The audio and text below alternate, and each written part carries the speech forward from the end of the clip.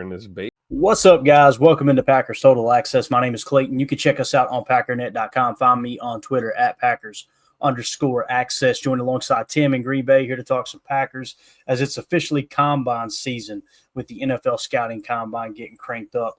I guess tomorrow, technically, right, Tim? I think people were showing up today. Tomorrow, they're going to get a little more information on them. Probably, I don't know, I would say interviews, team interviews, things like that. I know we got the schedule we went over a couple times, but it's here, man. We're about to get a ton of information, and it's officially RAS season as well.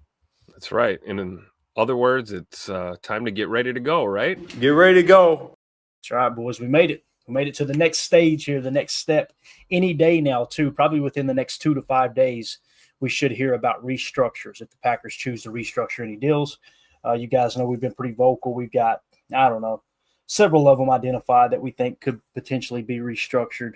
Rashawn Gary, Jaire Alexander, Jordan Love, Elton Jenkins, Xavier McKinney, Kenny Clark, and Josh Jacobs. Wouldn't be surprised if a few of those got restructured. Although the Packers are in a situation, Tim, where they don't have to do it, I think it would make sense to try to shave $1 million or $2 million off of the cap and roll that over to next year. It might as well go ahead and do that if you feel good about these guys that you want to keep them around it. Jaire's a whole different situation, right? Yep. Obviously, you got to make the deal work for him, and you got to make it work for the team as well. And I think there's a chance they don't touch the deal at all. But from the get-go, we talked about 50-50 chance of him being back. And the one thing I felt really comfortable with, if he did come back, I think it would get restructured a touch. That doesn't mean a pay cut necessarily, but it would free up some cap for sure. But I think that's what's around the corner here in the next couple of days, though, too. I would agree. It's that time of year, right? And with Jai, we got to just let this kind of play out. We'll see what happens. I'm still with you. I'm in that 50-50 camp right now. Yeah. AFAM in the chat said it's thickness test season. There you go, man. Yes, sir. The Underwear Olympics, right? That's exactly right. I was trying to find the appropriate way of saying it there, Tim, but you took the words out of my mouth. Thick. Let's jump into Twitter real quick and kind of see what's going on around the league and around Packers Twitter. Pro Football Talk had put this tweet out, and everybody pretty much across Twitter. NFL to consider changes to the kickoff, including touchbacks moving to the 35-yard line. So, Tim, last year they went to the 30, right? Or was it or was it the 25? I can't even remember now. I can't remember. They change the rules so often. Who knows? So what they're trying to do, obviously, gang, is they're trying to force more kick returns. That's what they want to happen. And, I seen somebody comment on this tweet, and it kind of caught me by surprise. I'm like, man, why didn't I think of that? Why not move the kicker back rather than have the touchback rule change? Move the kicker back 10 yards, and they're going to return the kicks, You want more points, there you go. But I don't know. It's just interesting to see how they attack that. Michael Lombardi heard rumors last year that they may change it mid-season. I didn't expect that to happen mid-season, and obviously it didn't. But we'll see, man. We'll see what happens as we move forward here with these touchbacks. So what would you rather see, Tim? Would you rather see them just take it back to the original rule, or Yep. As the bottom back, baby? Let's go back. Put the touchback to the 20. Put where were kickoffs from? The 30. Used to kick off from the 30-yard line. I don't know, man. I can't. It's been changed so many times, and it's like it's getting to a point where it's like nobody knows the rules because they change every year. So I don't know. I think the whole reason they started messing with the kickoffs in the first place was to try and protect some of the special teams players, and they were seemed like they were trying to discourage returns. And now it seems like they want to see more returns. So. I'm an old school head, man. Take it back to 1990s rules, man. Let's go. Yeah, and it can get a little convoluted. This is the way I understood the rule change. You guys correct me if I'm wrong in the chat. What they did was they closed the gap. That was what they wanted to do to prevent the injuries. Not prevent, but to lower the head injuries, right? Sure. Injuries in general.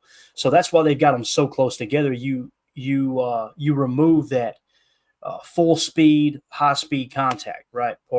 That was the whole purpose, was to make it safer. And they didn't want to take the kick return out of the game. That was the whole goal there. So it's like, okay, according to the league, and I'm not saying I agree with it. The statistics could show. I just really don't give a rat's ass enough about this type of stuff to dive into it, to be honest with you. Now, if you're talking about, is this cornerback lined up 8 inches further out to the left than he was the previous snap? That's in my wheelhouse. I love that stuff, seeing that slight strategery that goes on. between the offense and the defense in those cat and mouse games. But when it comes to this, like they wanted the returns to continue to happen, but they were trying to remove the high impact aspect of the play. So that's what they did was they said, okay, you know what? If I remember correctly, they said, let's bring it out to the 30. So that would deter teams from kicking the ball into the end zone for a touchback. Well, what they didn't expect were teams to go, oh, heck with that. We're still going to kick it in the end zone. So now they're bringing it to 35 potentially. So they're going to keep doing it until teams stop kicking it through the end zone or into the end zone and make it. They have to make it land in that landing zone, obviously. So as Deadfish says, isn't it less returns? I'd take it on the 35 every time. Yeah, right. But that's what they're trying. They're trying to keep the returns in the game, and that's why they're trying to penalize the kicking team for putting it there. So you're spot on there, Deadfish. Essentially what you're saying is, yeah, man, I would down in the end zone every time. That's what teams were doing even with the 30. Most of them were not even bringing it out. But they also added in the fair catch on the kickoffs now. So as soon as that ball is up in the air, all the return teams got to do is say they want it on the 35. Right. Just fair catch every time. Exactly. You know, and then I think, like you said, with the momentum of like, you know, these special teamers just running full speed, you know, you can't move now until the ball's fielded by the return man, correct? Mm-hmm. You know, you don't get to run down the field with the kicker like, you know, back in the day. And it's a little bit different. But I don't know, man. Whatever they decide, I hope they just keep it and they make up their minds, and maybe we'll get more than, you know, 1 year in a row with the same rules, you know? Yeah, I never looked at the game like, you know, we need to change it. To me, it always seemed like it was good enough. You know, that's what frustrates me sometimes about the sports media is they try to make the stories about themselves. They try to make their content about themselves and draw these parallels of how I remember when this happened to me and that happened to me. And we try not to do that on this show much, although, you know, obviously our childhood and the debacle that is our lives will get brought up from time to time. But, you know, it's like the game is good enough the way it is. The problem was obviously the concussions. Let's call it like it is. And I watched Concussed today, that movie that Brett Favre was an executive producer on. Trying to think of who it was about. It was about a young DB from Iowa that played for the Giants. If you guys get a chance to watch that documentary, it's called Concussed.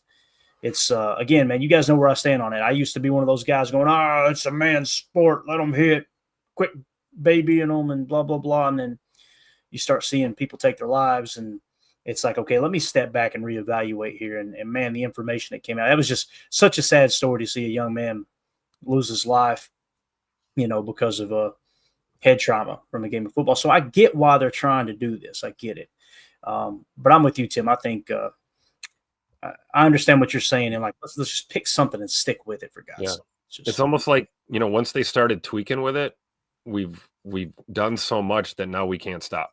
You know, it's like that. It's like adjusting a picture on the wall. You know, you're trying to get it. Right. Just quit messing with it, and it'll be fine. But you know, I think the more you touch it and tweak the rules, the more you're just going to constantly have to do it. But you know, one thing that we know for certain, change is a constant. So you know, if you're going to be resistant to change, you're going to be unhappy all the time. So, kind of just comes with the territory, you know. Yeah, it really does. Chuck Jaggers in the chat says, "Junior say I was sad, man." That was beautiful story there too. It was just one of the all-time greats. Obviously, he was a part of my childhood growing up, watching him just lay people out, and obviously it caught up to him. So anyway, it's a sensitive subject in that regard. You know, I understand the people that don't want the game to change at all. I get it, but at the same time, it's like, man, you know, it's like the, you know, automobiles becoming safer as you get, you know, as society moves along. Like, it's a good thing to try to protect people as much as you can. But anyway, let's move it along here. Didn't plan on getting to a CTE discussion here, but here we are. So let's see what else we got. Shedeur Sanders, you know, we've been talking a lot about him here lately, Tim, right? And so here, this came out earlier today. Pro Football Talk had tweeted out, Shedeur Sanders won't work out at the combine. I did a little digging and cross-check this with, listen, PFT can be a little bit clickbaity sometimes. PFT can be a very controversial site sometimes. Yeah, it's ran by a Vikings fan, right? What do you expect? Everybody's talking about this topic, and it is true. Here's what I gathered. Shedeur Sanders will not work out at the scouting combine. However, he does plan on throwing at Colorado's pro day where his father, Deion Sanders, will oversee that event. Okay. And he'll have his receivers there, obviously. I imagine there's a good possibility that Travis Hunter will be there. He'll be throwing to him as well. But the big thing is going to be doing interviews this week. So you're still going to get the interviewing process with the scouts, with the GMs, all that good stuff from Shedeur Sanders. So I don't think this is a situation where that'll hurt his draft stock, to be honest with you. But he is – some project him as the top quarterback in the draft. Obviously, we've got him as the second best quarterback in the draft, and we got him in the 11th spot on our board as it sits right now. We'll see how that ends up. But Shedeur Sanders kind of taking the safe road here, Tim. And listen, I can't dog anybody for this. You know, you go out there and you trip, you fall in a couple of drills, or you, God forbid, you tear your knee up. I promise you this ain't happening. I promise you the NFL ain't going, oh, man, that sucks. Yeah, here, we'll still give you a guaranteed contract. It don't work like that. Now, they got insurance policies, I'm sure, to protect themselves, but they're paying out of the pocket for that. But anyway. Yeah, and that, you know, covered or not, losing your rookie season is, you know, no fun. Ask J.J. McCarthy what that feels like. You know, you don't want to lose that year, especially when you're one of the top recruits, you know, in the group. So I'm not surprised by this at all, honestly, that he's not going to work out. And I know a lot of guys in this situation, justifiably so, they feel like, hey man, I've got enough on tape. You know, you've seen me play. You've got access to my workouts. You know, I'll do what I have to do. But, you know, going full bore at the underwear Olympics and, you know, tearing an ACL or something and ruining your year is not the route most of these guys want to go, especially guys that are in like the top 100, right? You know, definitely. Deadfish says Shedeur Sanders should just run the 40 at the combine and then just run out of the stadium just like his daddy did. Just right? like his dad. Heck of a story. And jump in the limo and get on the private jet. Boom. Yeah. Didn't even stop. Just jump right in the limo, right over to the airport. He was back to Atlanta, if I remember correctly. Love it. Or wherever he was at, wherever he was living at the time. Deion's a hell of a character, man, I'll tell you. People either love him or they hate him, Tim. And there's nothing in between, dude. So it's true. Anyway, all right. So there you go with the Shedeur Sanders talking again. We're going to continue to mention that along with Cam Ward. Cam Ward, I think, has done himself some favors, though, man. He's just stayed quiet, hasn't he? He just stayed quiet, stayed out of the limelight. He can go out there, show off that arm, and hopefully cash in on a big check there. Caldwell Corner in the chat. Good to see you, buddy. He says, I think it makes more sense that we keep Ja, not even because I like him, but because I don't think there would be much of a market for him, and it's not worth only saving like $7 million and not having. I agree, Caldwell. I do. It's kind of where I've been this whole process is like, okay, if you're saying we could free up $6 million, yeah, that's awesome. Whether you use it this year or roll it into next year, that's great. Any amount of money that you save is good. But the goal is to field the best team. Now, I know people immediately say, well, he hasn't been available. And that's a valid point. But you got to keep in mind, too, that when someone's hurt, they're losing out on a portion of that salary, right? And I don't know all the details into that. I just do know that there's a portion of the fan base that thinks we're paying him to be hurt, and that's just simply not the case. He is getting a portion of it. And you don't want a player to be hurt. Obviously, if you're tying up that kind of cap and you're building plans around a specific player, you want him to be there. But again, what it would take for me, Tim, is you got to make sure he's on the field as much as possible. If you can guarantee me, and nobody can guarantee this, you can guarantee me 12 games from Ja this year, I want him back. It ain't worth it for the $6 million. Now, if he's going to come out, play half the season, and have a bad attitude, get him out of here. I don't care if we were taking a $6 million cap hit. You know what I mean? Like a cap penalty. Get him out. When's the trade deadline? Usually it's like week 7 or something, week 8, something like that. So, I mean, there's that possibility too, that they just stand pat, see how the year goes. And if it's more of the same, it's, you're trading them for a lower value pick, probably just to offload them, at that point. And immediately when you have these type of conversations, you want to remove your personal bias. You want to remove, okay, here's what I think they should do. Here's what I want them to do. Here's what I don't want them to do. Pull that back and go, okay, what's precedent say? Well, you traded Preston Smith last year, right? A little bit of precedent there. You traded Russell Douglas the year before, if I remember correctly, or maybe 2 years before, whatever it was. So there's a little bit of precedent there at the same position. So, I don't think that's far from the truth there, Tim. That could potentially happen, right? It could. It could. So, we'll see as we get a little closer. Again, if they restructure the deal, if they pop up in the next, 3 to 5 days and say Jaire Alexander has restructured his contract, it doesn't mean he's guaranteed to stay a Packer, but that's going to push me to like 75, 80%. He's going to be back with the Packers. Yeah, I would think so too. They wouldn't restructure to try and move him. I don't think they would do that. I don't either. I think they would just like to cut bait, absorb the dead cap, free up that $6 to $7 million, and move it along. Coach Lynn says there's definitely a market for Josh still. There is a market, Coach. It's just, here's the deal. Like, when you say there's a market, it doesn't necessarily mean it's a good market, right? Like, when you trade someone of Jaire Alexander's caliber, you would think, okay, this is a starting cornerback. Some would say a top 10 corner in the league when he's healthy, right? If you were saying, all right, you're going to trade a top 10 corner in the league, what would you like to get back for him? A 5th-round pick ain't it, Now, that might be all they can get for him, though. We got to accept the reality of what the market is. So I guess it just depends on, Coach, what what that market is. You know what I mean? If you got a 3rd-round pick, if they decide they wanted to part ways, you got a 3rd-round pick, I would feel pretty good about that. If they decide to part ways and they got a 5th-round pick, I'm feeling a little more like, damn, we probably mishandled this a little bit, I think so. But all right, there's your Jaire talk of the week. Actually, we're not done yet. Drew D coming in with the facts here. He says base salary equals game checks.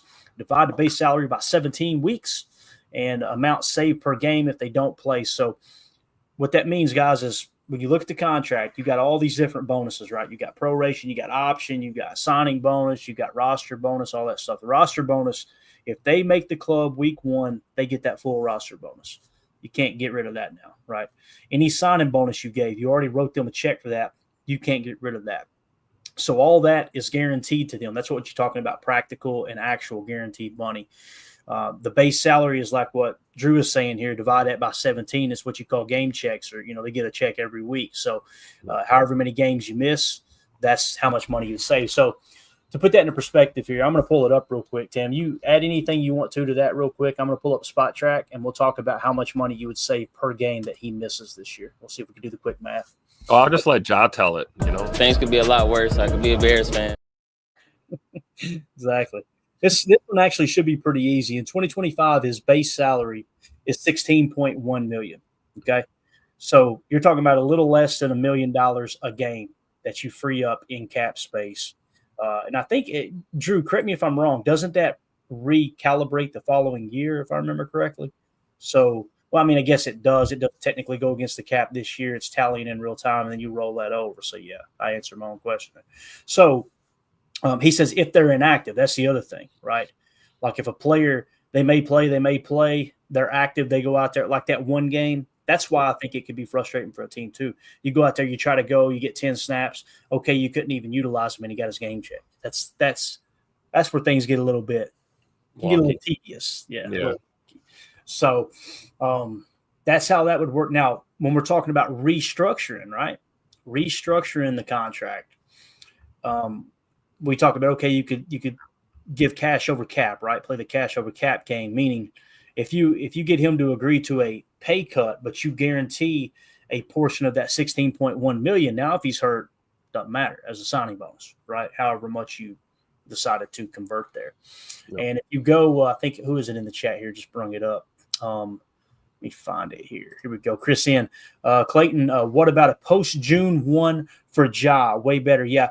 Drew, tell me what you think about the post-June 1. I've seen some people go at 50%. I've seen others go by however the contract's structured by the year. It just pushes it back a whole nother year, essentially. Like if we were to cut him before June 1 or trade him before June 1, that's where you're freeing up that roughly $6 million, right? But if you go post-June 1, Tim, what ends up happening is you kind of get to spread that out over 2 years. I don't know if the club gets to specifically choose how they want to spread that out or if there's a default that it resets to. But essentially what it comes down to is there's $19 million in dead cap this year, okay?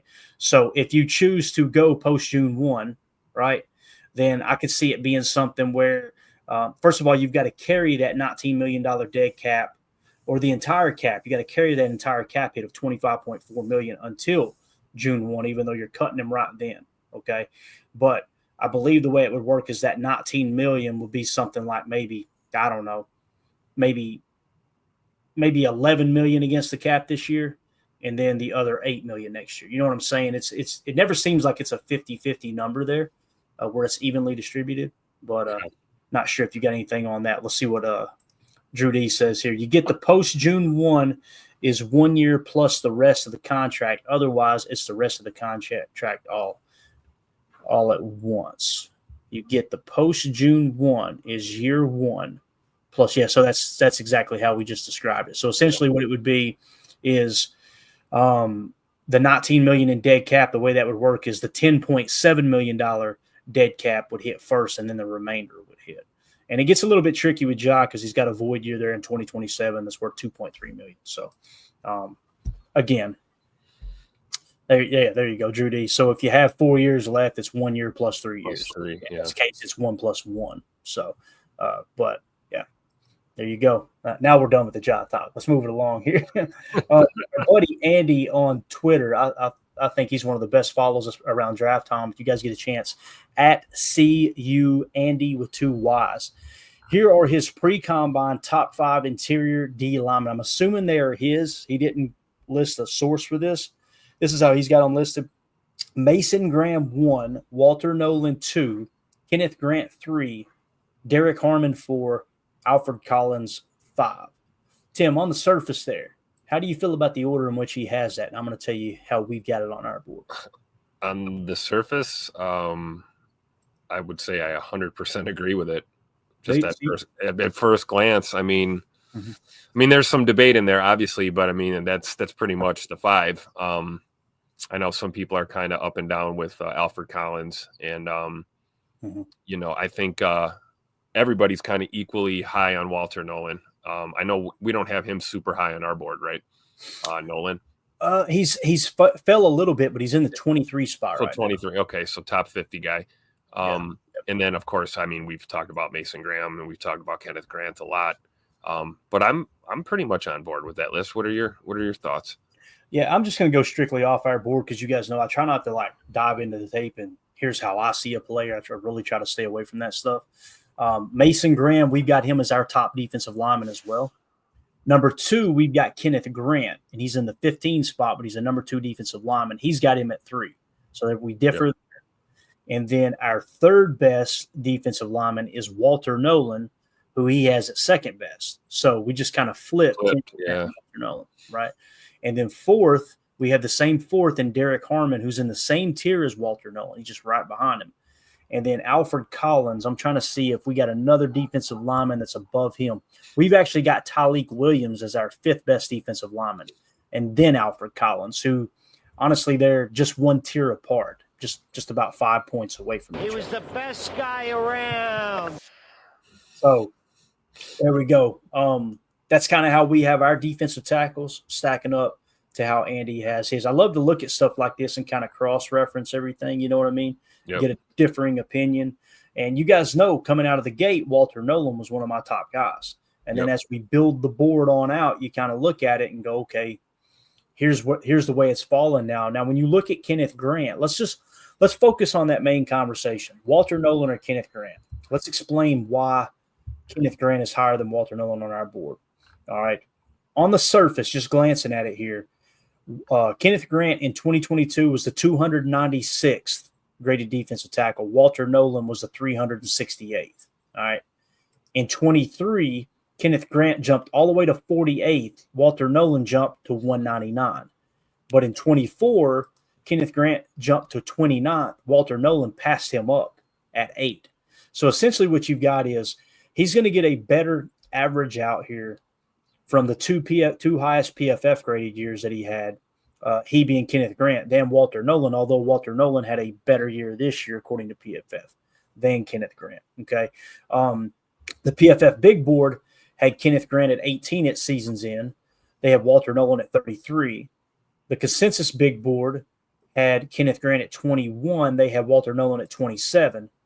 And another change here that kind of helped Walter Nolan a little bit, and Kenneth Grant didn't get the bonus, was Walter Nolan got the Senior Bowl bonus from Daniel Jeremiah. That's right. So that helps a little bit too, kind of close that gap. Remember, we thought he was significantly lower. Well, that -5 jumped him out the tier, and obviously that helps. Now, Daniel Jeremiah's big board had Kenneth Grant at 18. He had Walter Nolan at 26. So DJ definitely agrees with us in that regard. Kyle Krabs at the 33rd team, which, by the way, this is going to be Kyle Krabs' last year at the 33rd team. It's what I heard earlier, a little rumor circulating. I think it's true. I need to get it confirmed. So he's going to be moving on to do something else. So that means 33rd team might have their sights on an even bigger name to come in and be their draft guy. But anyway, 33rd team Kyle Krabs had Kenneth Grant 12th. He had Walter Nolan 35th. All right. So obviously he agrees with us there as well, with Kenneth Grant being over Walter Nolan. And then Dane Brugler had Kenneth Grant at 26, and he had Walter Nolan at 29. So really it's across the board. If you were to remove the PFF grades, right, and the PFF big board and the consensus big board and said just Daniel Jeremiah, Kyle Krabs, and Dane Brugler, they all see Kenneth Grant as better than Walter Nolan. But again, this isn't a shot at Andy. That's why I like these differing opinions. He sees something in Walter Nolan and he thinks Walter Nolan's better than Kenneth Grant. Remember that if Walter Nolan ends up being a stud, let's make sure we go back and put some spec on Andy's name because he's seen it. He called it. You know what I mean? Yep. I mean, they're both going to be studs, I think. You want to give yourself a headache, just do a comparison between these two guys. You know what I mean? Just looking even at just the tail of the tape. They're both 21, barely 21, 6'3", 300-plus pounds. 3 techs like we talked about. Pretty good, pretty similar and comparable skill sets. And I don't think it's a question of, who's going to be a stud and who's not. I think they're both going to be studs. The question is where are they going to get drafted, in which order. So it is cool to just see different perspective from, other people that are kind of breaking this down because, side by side, it depends on who you're looking at. You could go either way. Walter Nolan has moved up and down. And so is Kenneth Grant. And I think we've got a lot of time between now and the draft. You never know. It'd be interesting to see what the mocks and the boards look like as we get closer to end of April. Definitely. J. Cole says, I finally saw where that he was the best guy around drop came from. Hilarious. And everybody's asking where from. I'm trying to see if you got it right here. J. Cole said, I looked it up on YouTube. It was a news station interviewing a guy. That's right. Yeah. And he said the guy was talking about John Gotti. You guys know who Forget about it. You guys know who the Teflon Don was? John Gotti. He was I could give you guys I love the best guy around.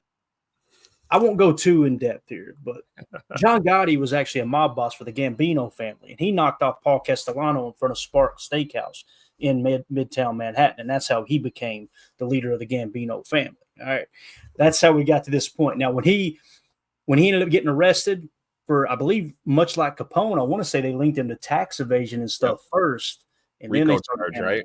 Yeah, hearing or something. Yep. Yeah, and then so when they were going around Little Italy, as my buddy Sean Antonino calls it here, I call it Italy. He says, no, it's Italy. That's how you say it. It's Italy.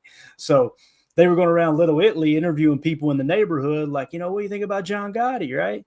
And he said, he said, he was the best guy around. And they said, what about the people he murdered? What murder? It's like, yeah, this dude, he had Paul Castellano whacked right in front of the steakhouse on the curb. And this guy's going, he's the best guy around. Absolutely awesome. Oh, man. A-Fam says Clayton should do Mafia podcast. Yeah, could you imagine me do a Mafia podcast in this redneck voice? Oh, my God. Somebody put a hit out on me. You'd hear somebody knock on the door one night right here at the studio. Oh, and we'd all be saying, he was the best guy around. What accent? All right, next one here from Andy. I love this type of stuff, man. He says pre-combine top 5 edge rushers. All right, he's got Abdul Carter, number 1. We have him number 1. He's number 2 overall, only behind Travis Hunter. So we agree there. The number 2 edge defender, he has Mike Green, and we have James Pierce Jr. Okay. Big discrepancy there, Tim, right? Yeah. Big discrepancy. And then next, I have Mike Green at number 3. He has Shamar Stewart. We have Shamar Stewart at number 4. All right. And he has Mikael Williams at 4, which we have at number 5. Okay. And then, of course, he's got James Pierce Jr. at number 5. So the big difference there, Tim, and it's a pretty big difference. We got James Pierce as the second best edge defender. And I'd love to know why he's highlighted in purple there. I need to ask Andy that. There's got to be a reason he had, because he had a couple of the D tackles highlighted in purple as well, right? Derek Harmon and Alfred Collins. But, yeah, so we see James Pierce Jr. a lot higher than Andy does, obviously. And when we look at that, James Pierce Jr. did not have a grade in 2022, okay? No big deal. In 2023, he was the 12th highest graded edge rusher in college football. Last year, he was the 28th best. The PFF Big Board had him at 29 at the end of the season. The Consensus Big Board had him at 13. Daniel Jeremiah has him at 20. 33rd team had him at 13, and Dane Brugler had him at 21. So if we were to just go off of Daniel Jeremiah here, he has James Pierce Jr. at number 20 overall.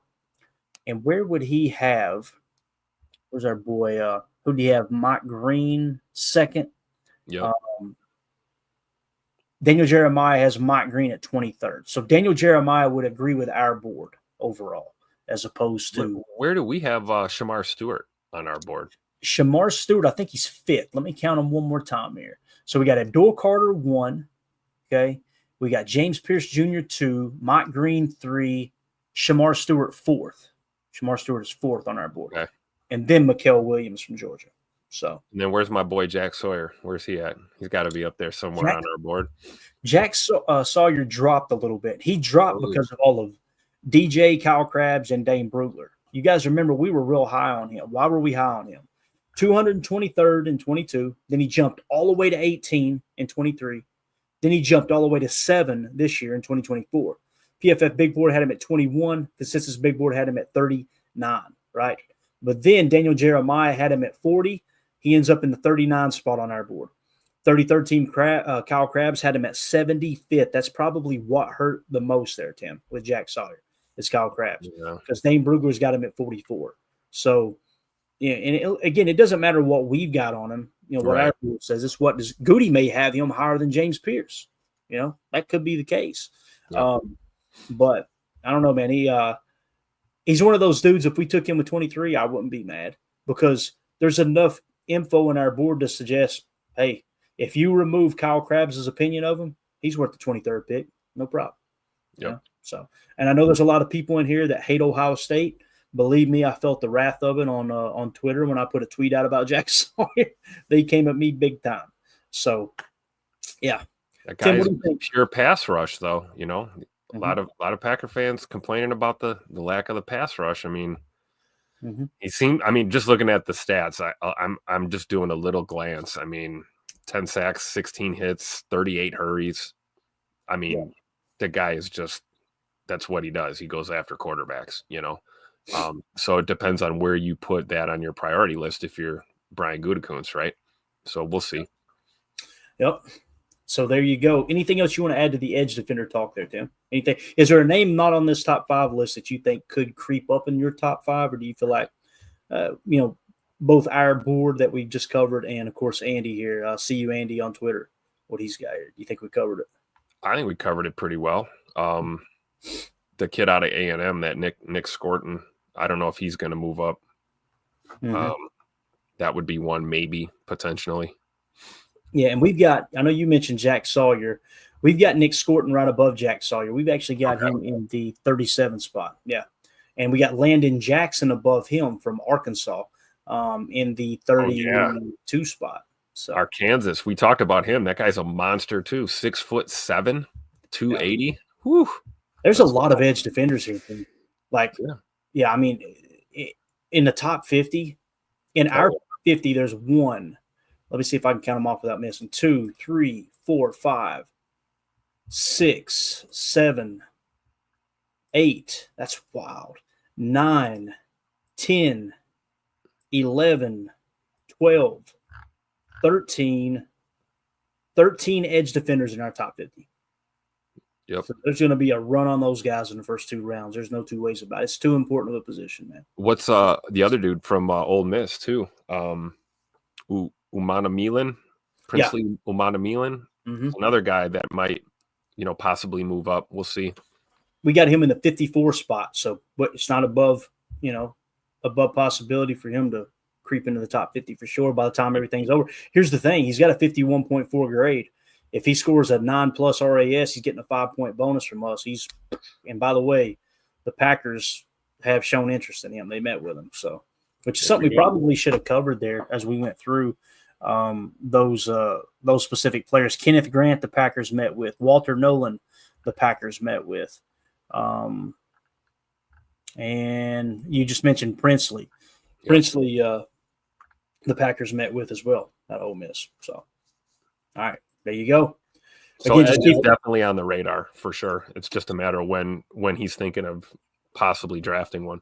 Yeah, and don't be surprised if he goes edge and then they move Gary or LV in, start kicking them inside a little bit more. Maybe not predominantly, but a little bit more, because Gary's run defense this year, boys, I'm telling you, there's not enough people talking about it. There isn't. Yep. I mean, it just absolutely, had a great year against the run. No doubt about it. Here, speaking of Kenneth Grant, this is Andy put this tweet out here as well. Kind of hard to see. I don't want to get too aggressive here. We've been getting hit with copyright stuff from 6 months ago, guys, so it never ends. But this is just a quick clip of Kenneth Grant here. It says, Kenneth Grant's another guy continuing to grow on me every day. 6'3", 342 with excellent power and athleticism. He's going to test very well at the combine. Could even spring himself into the top 10 conversation with defensive line needy teams. You see his burst there, Tim. Quickness, man. Coming across, absolutely. Quick shed, great play. So love to see it. Yeah, got to keep an eye on it. Now, speaking of run defenders, I wanted to hit this. I was in here earlier. I was cooking dinner, man. We had some risotto. Risotto, nice. We had some of that. I was redneck chefing it up down there in the kitchen earlier, man. I had a documentary on Noah's Ark where they think they found it in Turkey. I've been studying that. I got a cold bruschetta cracked open, making some chicken. What was it called, Tim? Risotto? Yeah, risotto. Yeah, sounds like what I read down there. I just threw the box in the trash. And forget the instructions. We'll figure this out as we go. You know what I mean? But anyway, I was going, man, run defense isn't getting talked about enough. What happened this year? And I thought maybe the best way to approach this is let's see who is the most effective at each level of the defense in stopping the run. So we went with stops. And just so everybody knows what a stop is, I've talked about it a lot. And I always say run stop because 90% of that stat is a run stop, right? But a stop is on NFL Pro is a tackle that results in a successful play for the defense, which means negative EPA for that particular play. So the guy who made the tackle, okay, on a defensive play, obviously, that resulted in a negative EPA, that's what they consider a stop. So I love that because tackles, you can get a guy that's got a crap ton of tackles and they're making the tackles 12 yards down the field and it still counts as a tackle. You look up, he had 12 tackles on the day and it looks like he had a good day. And you look up and go, how in the hell? Hold up. Well, he was the only one doing his job then because they rushed for $140. No, not necessarily, right? If you're tackling the ball carrier 12 yards down the field, 8 yards down the field, hell, even 6 yards down the field, that's a negative play for the defense. So here is J. Cole going to get me started on this arc. See, this is how we get sidetracked. Ain't going to do it, Tim. Ain't going to take the bait. Man, we went all the way from the Italian mob to Noah's Ark and back. What you just did was you took a tour of this crazy noggin of mine right here. There's stuff always going on up there. What conspiracy? That's right.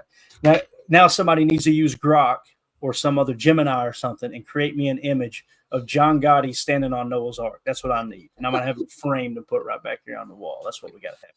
All right, so I said the Green Bay Packers run defense went from 25th in 2023 to 2nd in 2024. That was yards per carry, guys. So this is yards per rush attempt, all right? They went from 25th in the league all the way to 2nd. The only team that had a lower yards per carry allowed in the entire National Football League was the Baltimore Ravens, okay? Now, why did that happen? This is what we did. I did it by total stops, but I also mentioned the percentage, and I tried to find a player from each level. Now, I since edited this because obviously Rashawn Gary's an edge defender. I ended up editing it to edge, and then we included Kenny Clark as well because he led the team at interior defensive tackle in run stops. And we need to mention that because I've dogged on Gary as much as anyone. His pass rush was horrible this year. But again, we pointed out all year doing a lot of touch spying. They were really keen in on stopping the run. He did lead the interior defensive lineman in run stops. And someone had actually hit me. I think it was Carlos Silva in another chat there on X hit me up and said, didn't TJ Slayton have a higher stop percentage? He didn't. They both had 11%. But TJ Slayton had a 2% higher pressure rate than Kenny Clark. So he was more effective rushing the passer, okay, in that regard. But anyway, Edgerrin Cooper, rookie linebacker, Tim, led the team in stops with 47 stops and a run stop percentage, or stop percentage, I should say, 26%, Tim. 26% of the run snaps he had a run stop on. That is insanity, dude. That's so in other words, he was the best guy around. That's exactly right. What rushing yards? So second on this list. Now that was the linebacker that really popped, right? That was the linebacker that was like, okay, that's our leading run stopper right there. At the edge defensive position, right? Rashawn Gary, 39 stops at 18%. That was the second highest run stop percentage on the entire team from that standpoint, from the defensive line standpoint, I should say. Okay. Next, Tim, this one surprised me even more so than strong safety or box safety. I'm sorry. He played center field too, but he played a lot of slot corner, was Javon Bullard. But even ahead of him, right? Keyshawn Nixon had to kick outside a lot. He still had 10% stop rate, 36 run stops this year, Keyshawn Nixon. Now, again, we talked about his yards per target allowed was pretty darn good, right? I think I've got so many notes here.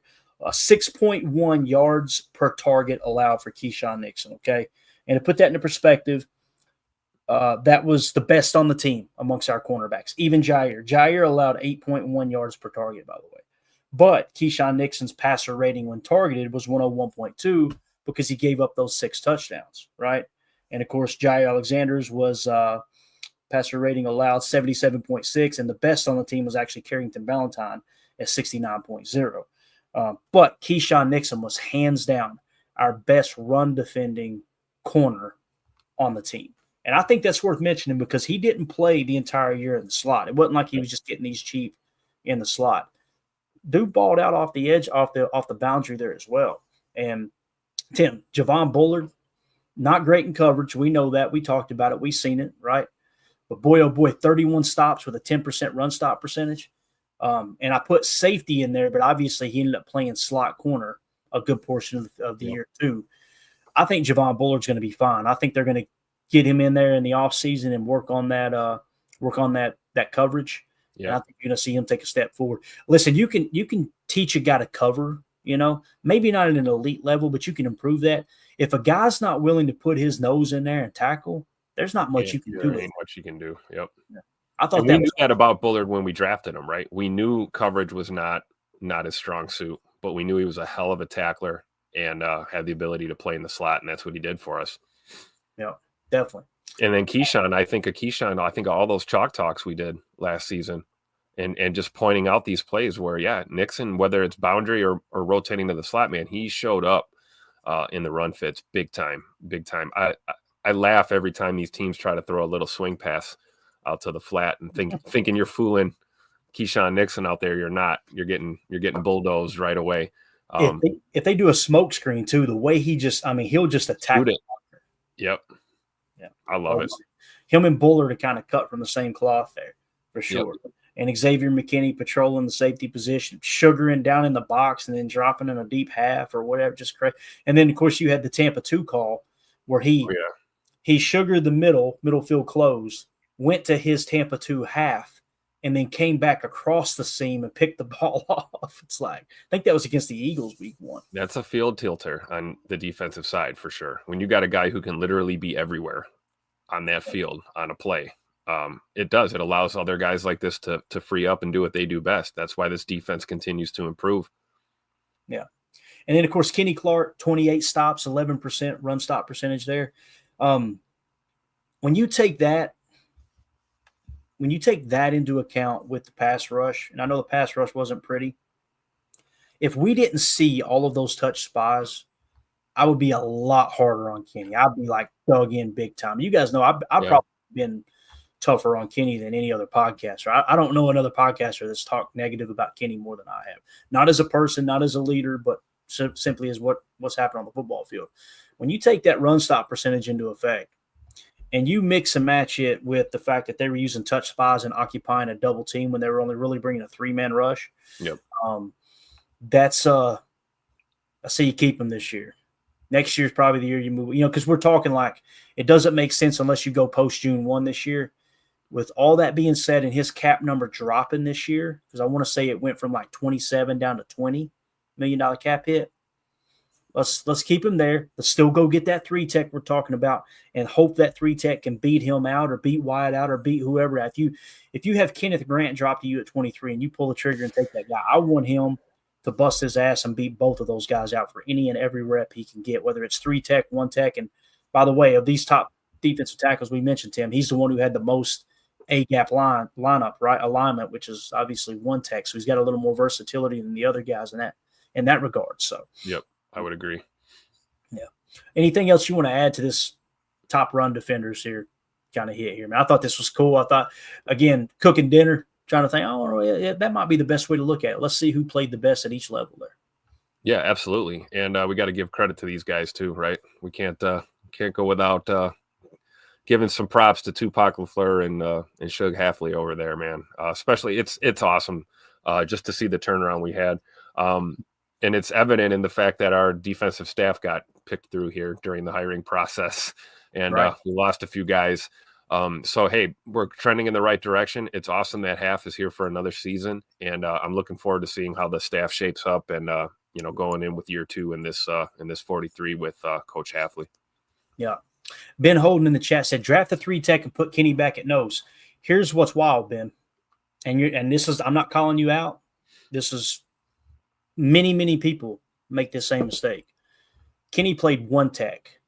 I'm talking about, we'd have to go watch the tape and look at the actual alignment. I would say 90% of his snaps was 1 tech. He played nose this year. That's what he did. That's what surprised us, because we were like, man, you throw him to a 3 tech, let Kenny eat. But they put him at the 1 tech and let him eat double teams. So he played nose, right? And when you say nose, some people go nose. Nose is 0 to shade, Clayton. It's not a 1 tech. I disagree.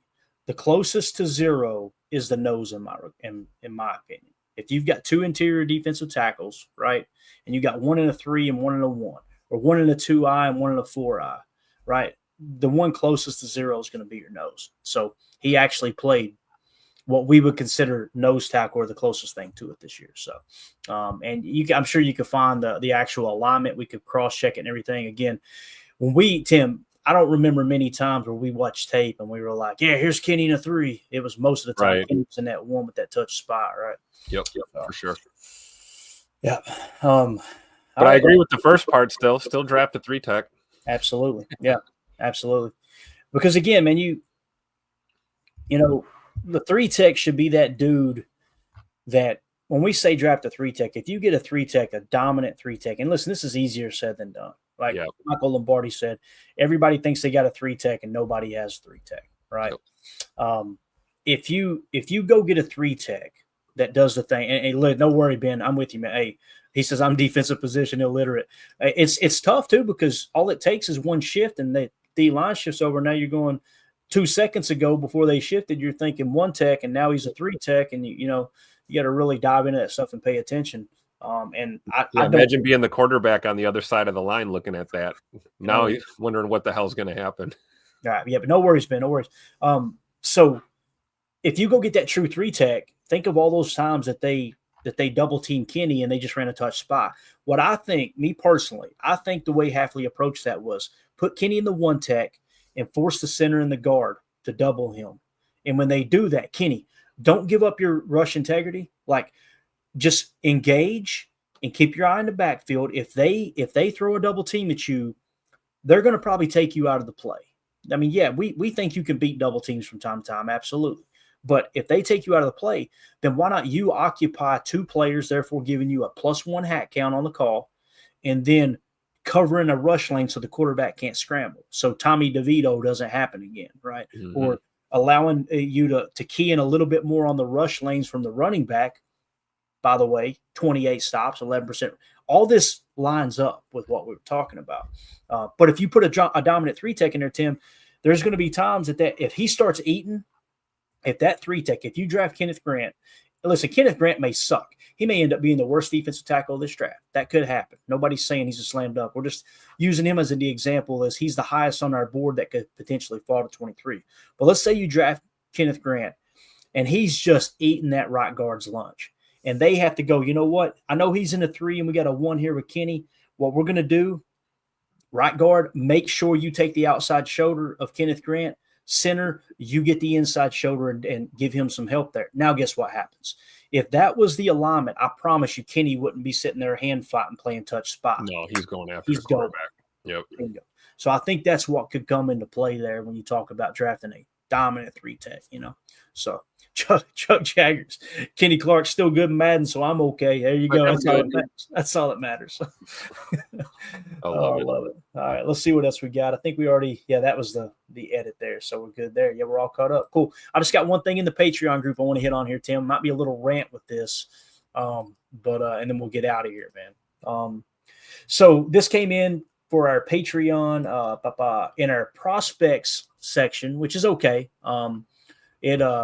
It's still kind of pertaining to prospects. I'll read this, Tim, and I want to get your take on it too, because excuse my language, but my bullshit meter went off full blown on this right here. I ain't gonna lie to you. Greg S. said one thing the PFF draft experts explained why sometimes there's a discrepancy between a player's positional draft ranking versus their positional season ranking. Okay. So time out. What are they talking about? In my opinion, you correct me if I'm wrong, Tim. It sounds like they're talking about what we were mentioning. Like, how is this dude so high on the PFF big board, but he was graded so low last year? You know what I mean? Okay. And he goes on to say, he used Joshua Farmer, defensive tackle from FSU, as an example. These are a few reasons why this happens. The player was on a college bad team, and the opposing team could key in on them, or they were being asked to do too much to overcome the lack of surrounding talent. That sounds like an excuse. The player wasn't being used to their strengths. Possible bad coaching or the scheme responsibilities doesn't match up with what the player is great at. Tough. I can't say that on the air. Tough luck. You know how many players have to deal with that? You know what I'm saying? Yep. It says when PFF believes these issues will be resolved when the player is in the NFL, hence the higher projected draft ranking. I guess you can reverse this logic for players whose draft position is lower than their seasonal ranking. The surrounding talent on their college team makes them seem better than they really are. And I call BS on this because to me, it just looks like excuses. It looks like a way for PFF. And listen, you guys know I use PFF all the time. I think it's important. I think it's a great tool. But this is why I say it's not everything. If you're just going to go by this explanation here, and this isn't a shot at Greg S. Thank you so much for sharing this, Greg S., because it's them trying to explain why this happens. If that's your reasoning behind it, then what you're saying is your scoring system's flawed. If they're double teaming a guy and you're giving them a negative grade because they're getting on in a double team, that's on you, bub. There is nobody in the league that coaches that looks at a player that gets double teamed and they just ate up a +1 hat count and they're going to get a negative grade. That's silly. That's just crazy. So that's an excuse right there. And then the whole bad coaching, they were misused. How do you know if they were misused? You're not in the meeting room. You're not in there with the coaches. You're not in the spring game, pre-spring game, post-spring game, training camp, seeing where these players may or not fit into your defensive scheme. You're probably not watching tape either. You have none of that information, Tim. None of it. And you're just going, well, we think they misused them. Boy, get off your high horse because you guys are thinking way, way too highly of yourself. If you think you understand how a player should be used more than a coach who's putting in probably 15-hour days. Yep. Ask Coach Lynn. 6 days a week, 6 or 7 days a week. Yeah. And you got some knucklehead out of shape like me sitting behind a keyboard going, I think they misused him. Yeah. And that's how you get Joshua Farmer, 63 grade, 555th best out of 895 D linemen, and he's 57th overall on their board. Yeah. I'm not saying you give him a +2 when he eats a double team, but if you're giving him a -2 and he's eating a double team, you guys have got some serious issues. You got to balance it out, yeah. Yeah. And that's why it's important, like with our draft board, when we look at Joshua Farmer, I'm going to pull him up real quick, not on the screen, but I'll tell you guys where we got him. It's why all of this context matters, right? We've got him in the 192 spot. So 318th in 22, 760th in 23, 571st in 24. PFF Big Board had him at 124 at the end of the season, okay? And Kyle Krabs did not have him in the top 100. Dane Brugler had him at 88. Daniel Jeremiah has him at 39, okay? So they had him at 124 on their big board is where they had him, Tim. And he was the 571st graded defensive tackle in football. Here's what I would do if I was PFF. I wouldn't make up I want to say it again so bad.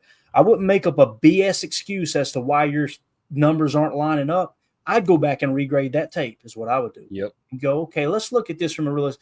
Since he is being misused, if he's being misused, what does that mean?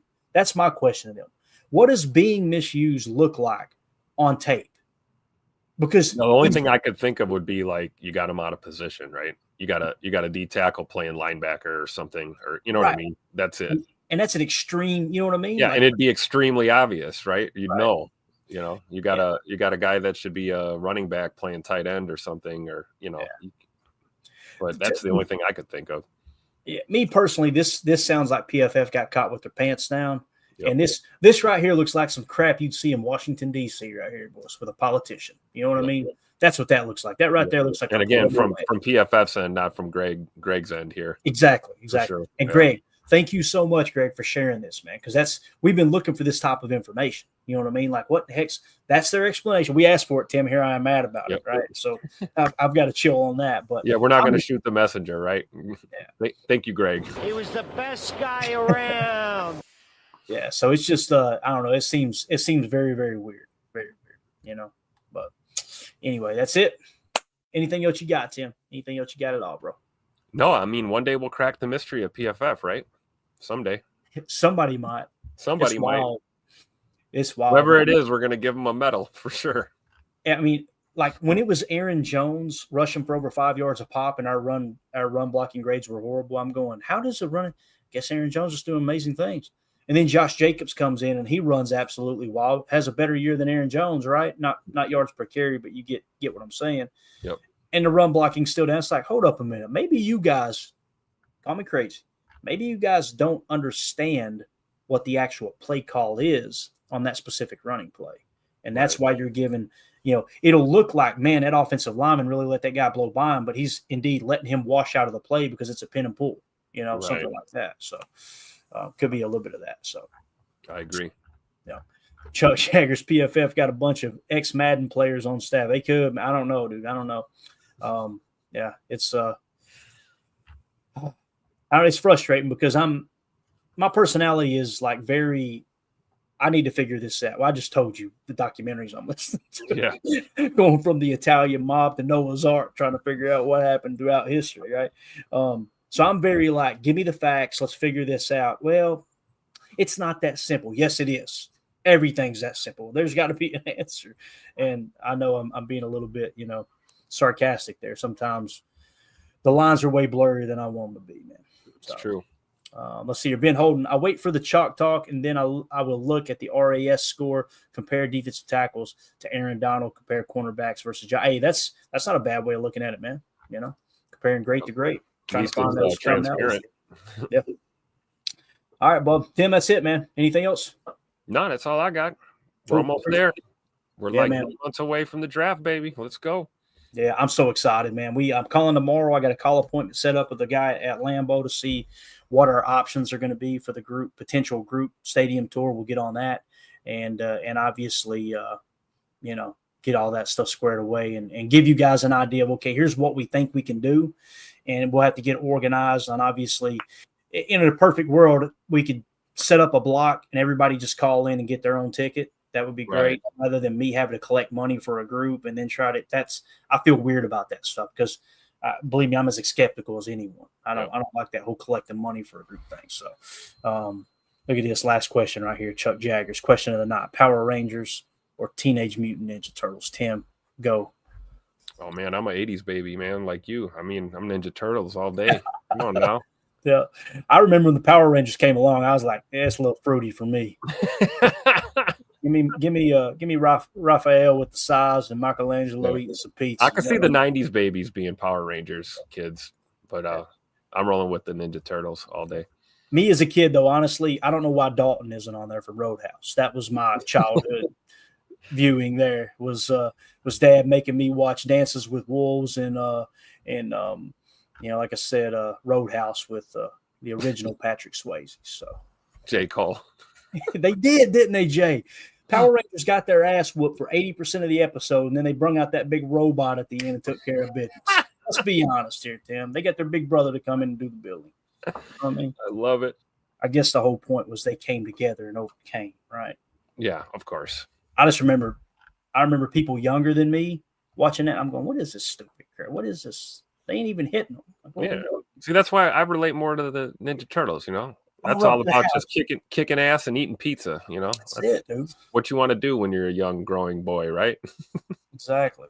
I'm going to run up to the house and get this VHS and show y'all a clip of Dalton ripping a dude's throat out. Y'all over here fake slap chopping and stuff. Get away from me. But anyway, this show sucks. Drew, Power Rangers taught kids bad strategy. I bet, Drew, I would just about guarantee you people that work at PFF watch Power Rangers. They were Power Ranger fans. There you go. This show sucks. Hit the like button on the way out. We appreciate you. And we go. Bye, guys.